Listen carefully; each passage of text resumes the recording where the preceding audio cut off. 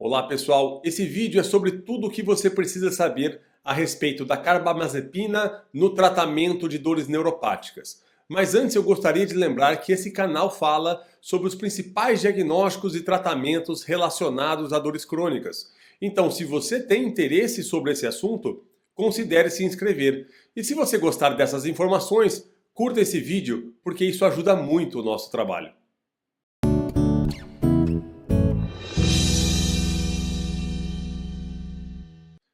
O primeiro ponto é que a carbamazepina, disponíveis nas farmácias sob a forma genérica ou o medicamento de referência chamado Tegretol, ele é um medicamento da classe dos anticonvulsivantes.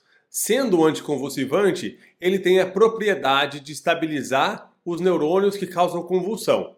E também tem a propriedade de estabilizar alguns neurônios que causam certos tipos de dores. É isso que nós vamos falar daqui para frente.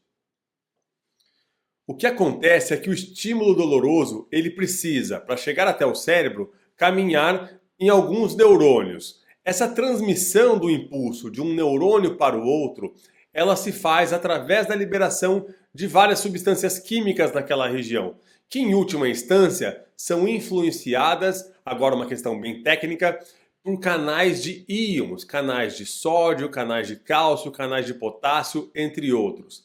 A carbamazepina, ela age fundamentalmente bloqueando os canais de sódio. Claro que influencia outros canais iônicos, mas principalmente os canais de sódio. É assim, então, que ela faz o seu efeito estabilizador de nervo. As apresentações mais utilizadas de comprimido são duas, né? O comprimido de liberação regular, normal, e o comprimido de liberação cronogramada, de liberação retardada, um pouco mais lenta. A dose da carbamazepina para dores seria então de 200 até 1.200 miligramas por dia e funciona da seguinte forma. O comprimido de liberação normal, de liberação regular, ele pode ser tomado uma, duas, eventualmente 3 vezes ao dia. Normalmente, o comprimido de liberação lenta, ele é tomado uma ou 2 vezes ao dia. Nós preferimos iniciar o tratamento com uma dose noturna, à noite, para que se minimize alguns efeitos colaterais no decorrer do dia, em especial a sonolência. Eu vou falar sobre os efeitos colaterais um pouco mais à frente. Agora, uma questão muito importante. Quais são os pacientes que mais podem se beneficiar do uso desse tipo de medicamento, do uso da carbamazepina? São os pacientes com dores neuropáticas do tipo choque. Eu explico. Dores neuropáticas podem se manifestar de diversas formas. Alguns pacientes têm dores em queimação, dores um pouco mais contínuas. Para esse tipo de paciente, normalmente a pregabalina, que eu já falei aqui no canal, tem um efeito um pouco melhor.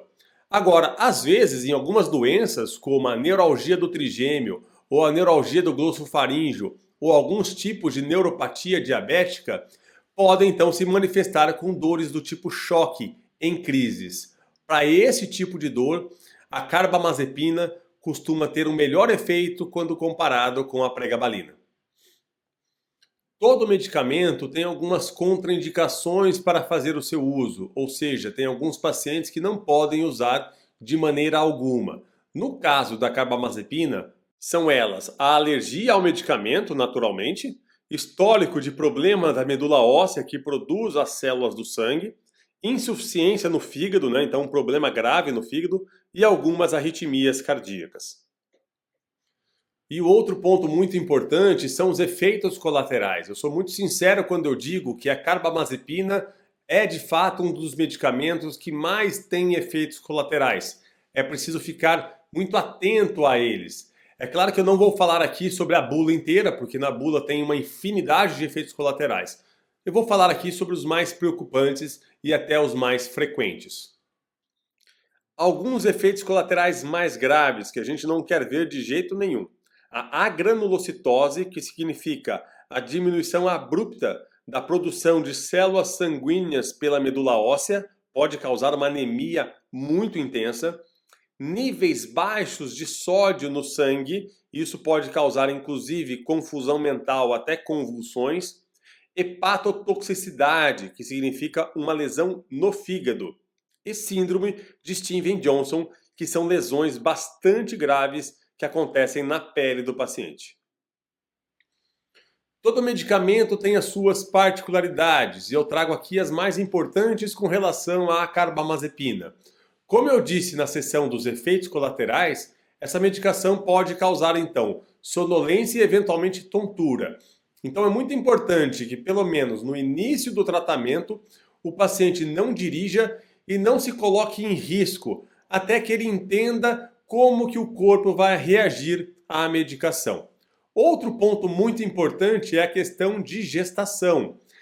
A carbamazepina é classe D de dado quando a gente fala de segurança para a gestante. Isso quer dizer que ela pode causar prejuízos ao feto e não pode ser tomada durante esse período. Outra questão ainda é a amamentação. A carbamazepina também é secretada, ela passa para o leite materno, então também não é seguro para o bebezinho que está amamentando. Outra questão importante é com relação à alteração, à influência da carbamazepina na eficácia dos anticoncepcionais. Então nós sabemos que o uso dessas medicações diminui a eficácia dos anticoncepcionais tomados pela via oral. Então é muito importante que se a mulher está em idade reprodutiva, ela faça uso de algum outro método contraceptivo, como por exemplo o preservativo. A outra coisa que a carbamazepina influencia seria no resultado dos testes de gravidez. Então se a paciente está tomando carbamazepina, recebe um diagnóstico de gravidez, é muito importante que ela converse com o seu ou com a sua ginecologista. Outro ponto também que todo mundo pergunta: doutor, posso tomar bebidas alcoólicas enquanto faço uso da carbamazepina? Não, não pode. Não pode porque tanto o álcool como a carbamazepina, ela pode afetar o fígado. Então nós não queremos que esse efeito seja somado. Nós não queremos, em hipótese alguma, que o seu fígado possa ser prejudicado.